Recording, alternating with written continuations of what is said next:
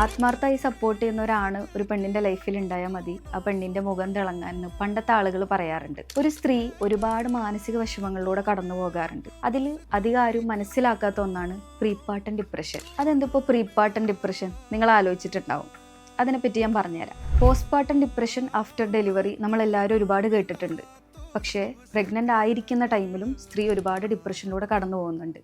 അതിനെയാണ് പ്രീപാർട്ടം ഡിപ്രഷൻ എന്ന് പറയുന്നത്. പലപ്പോഴും പ്രഗ്നൻ്റ് ആയിരിക്കുമ്പോൾ നിങ്ങളുടെ ഭാര്യ എപ്പോഴും വിഷമം കാണിക്കുക, ടയേർഡ് ആയിരിക്കുക, ഉറക്കമില്ലായ്മ കാണിക്കുക, മുമ്പ് ഇൻട്രസ്റ്റ് ഉണ്ടായിരുന്ന കാര്യങ്ങളിൽ പോലും ഇൻട്രസ്റ്റ് കുറയുക, ഇതൊക്കെ കാണിക്കുന്നുണ്ടെങ്കിൽ ഒന്ന് ശ്രദ്ധിക്കണം. ഇതൊരു പ്രീപാർട്ടം ഡിപ്രഷൻ്റെ സിംറ്റംസ് ആയിരിക്കാം.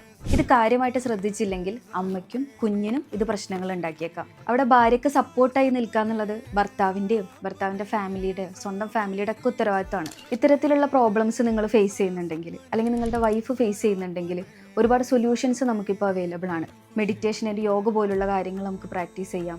ഇത്തരത്തിലുള്ള സെയിം വിഷമങ്ങൾ ഷെയർ ചെയ്യുന്ന സപ്പോർട്ട് ഗ്രൂപ്പ്സുകളിൽ ഇൻവോൾവ് ആവാം.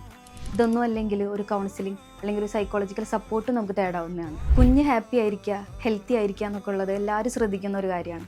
പക്ഷേ ഇത്തരത്തിലുള്ള കാര്യങ്ങൾ പലപ്പോഴും വിട്ടുപോകാറുണ്ട്. അവിടെ കുഞ്ഞ് ഹെൽത്തി ആയിരിക്കണമെങ്കിൽ അമ്മയും ഈക്വലി ഹെൽത്തി ആയിരിക്കണം.